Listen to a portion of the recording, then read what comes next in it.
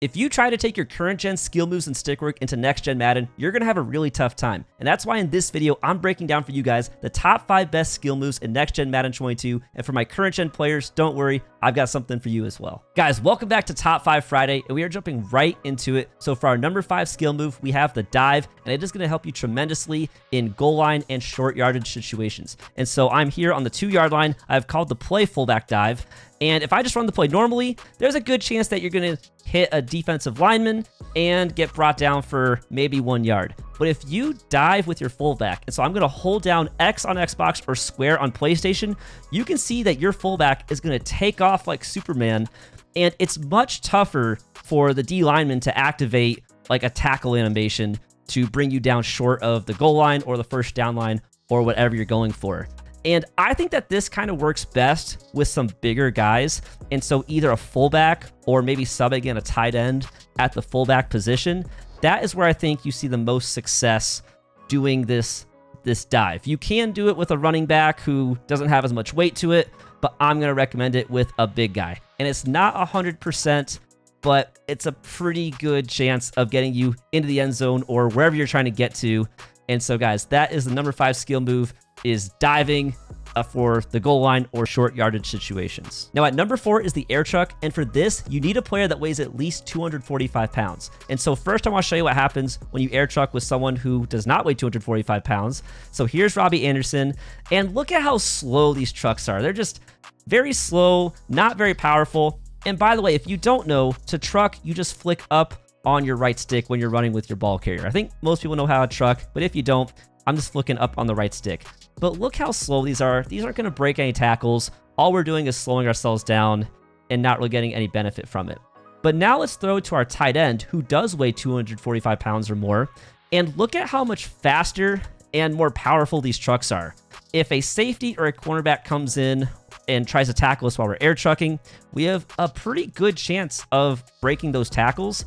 And the other reason you want to use air truck with someone heavy like a tight end is your tight ends are not going to be very agile or particularly fast. You're not going to outrun anybody. You're not going to juke anyone out.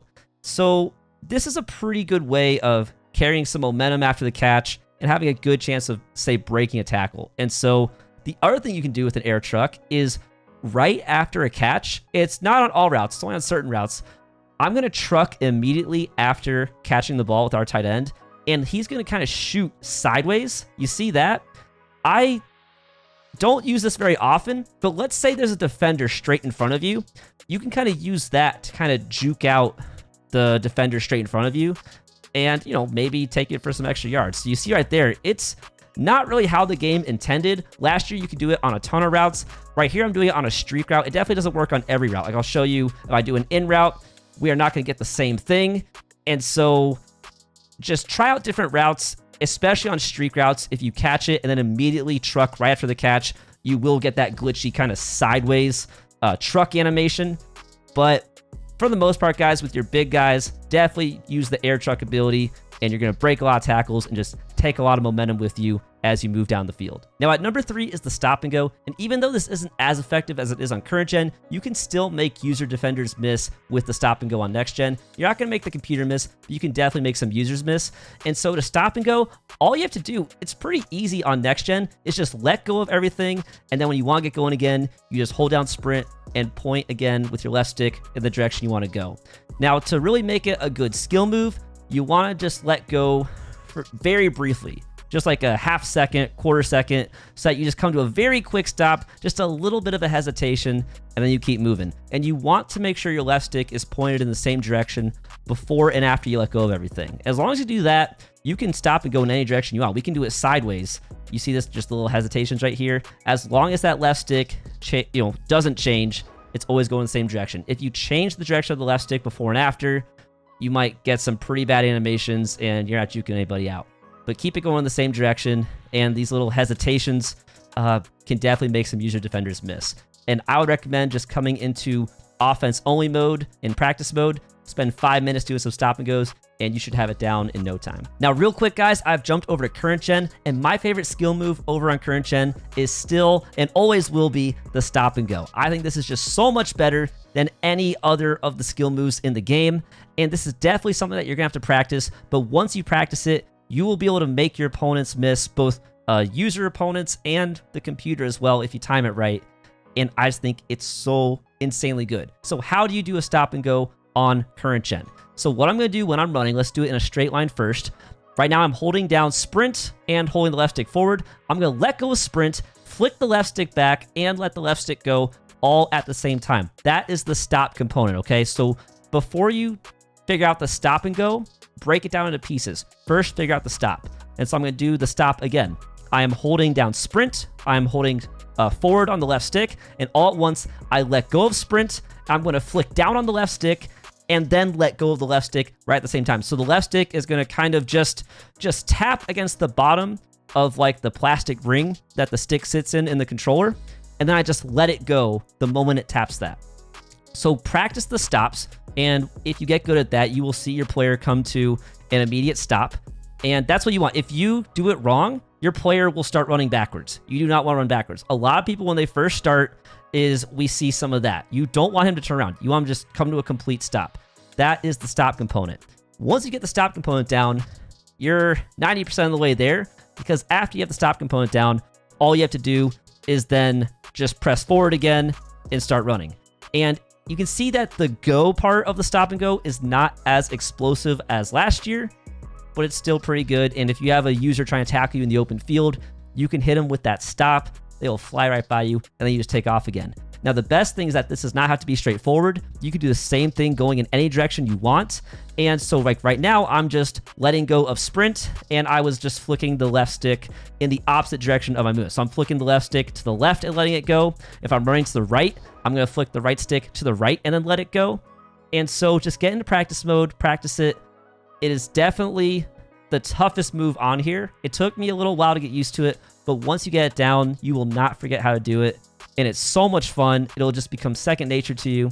And if you're playing on current gen, you'll be able to make some opponents miss and get some really nice highlight plays using the stop and go. Now at number 2 is the spin move. And if you play online, I guarantee you're seeing spin moves in every single game because it's just one of the best skill moves in the game. But right now I've got a little setup to give us a one-on-one situation between our receiver and a cornerback. And I want to show you guys how good the spin move is. And there's more to it than just pressing the spin button, which is going to be B on Xbox or circle on PlayStation. You also have to press your left stick in the direction that you want to spin. And so right here, because I'm spinning to the right, when I'm pressing the spin button, I'm also pressing my left stick hard to the right. And that is a very important component. If you don't press the left stick in the direction that you're spinning, you are probably not going to make that defender miss. It is such a huge difference using the left stick and not using the left stick. The other thing is that the timing is really important. If you press the spin too late, you're going to get tackled every single time. And it's definitely something you got to get into practice mode and try for yourself, because I feel like you have to press the spin button earlier in this Madden than in previous Maddens. I feel like in the past, you could just press spin when the defender was about to get you and you could make a miss. I feel like you got to press it with about 7 to 10 yards of space between you and the defender, which is not the most intuitive thing if you've played previous Maddens. So definitely come into practice mode. What I'm doing right here is I just have a random play called on offense, and I have the defense in punt block. I think it's like a punt block squeeze or something, where you basically send everybody, and I put a cornerback back there for the returner. And that way I can just practice getting one-on-one against corner. And I'm not perfect at it. You see, I missed that right there. But with enough reps, you should be able to make that guy miss most of the time. So definitely get into practice mode, give it a shot, and you'll be making a miss with spin moves.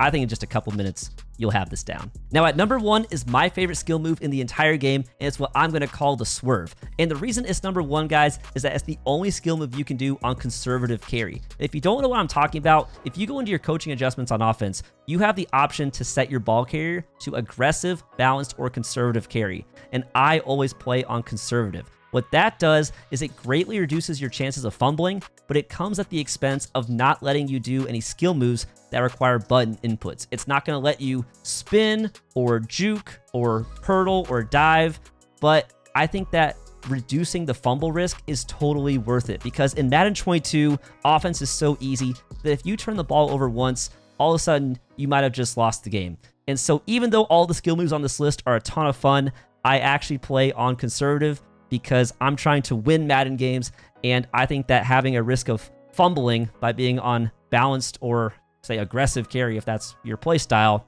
I just don't think that the fumble risk is worth it if we're trying to win Madden games.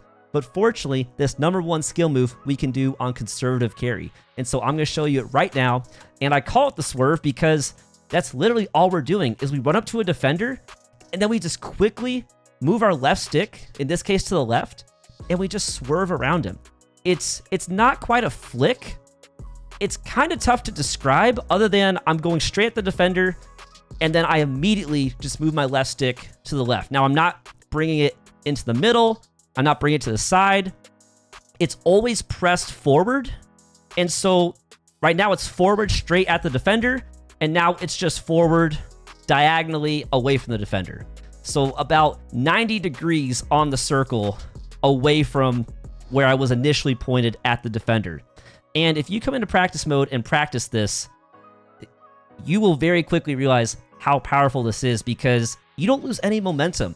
With a spin move or with a juke or any other thing you want to do to try and make a defender miss, you're losing your momentum. And it's not 100%. You see we got tackled right there, but it will work most of the time. And the ability to make someone miss without really losing any of your momentum is so powerful. I mean, you basically just run straight by people. And so I highly recommend come into practice mode, do this setup, get the defense in punt block squeeze, you'll get a running back on, or wide receiver on a streak or whoever, and practice the swerve, guys, because if you can master the swerve, you are going to make a lot of people miss. And I really do think that this is better than any other skill move that we have looked at in this entire video. But anyway, guys, those are my top 5 skill moves for next gen Madden 22. Try them out and let me know in the comments below how they work out for you. Thank you so much for watching, and I'll catch you in the next video.